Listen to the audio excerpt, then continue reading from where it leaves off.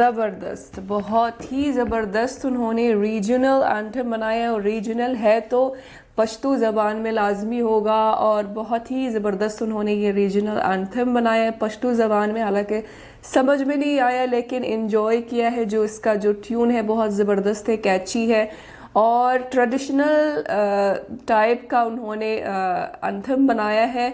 और उसमें जो है फुटेज दिखाया है बाबर आज़म का, जिससे पता चलता है कि बाबर आज़म ने पहले खेला है पेशावर ज़ल्मी के साथ। ये उसका पहला सीज़न नहीं है पेशावर ज़ल्मी के साथ। पहले पिछला सीज़न जो है वो उन्होंने पेशावर ज़ल्मी के साथ खेला है शायद, ये पहली दफ़ा नहीं है।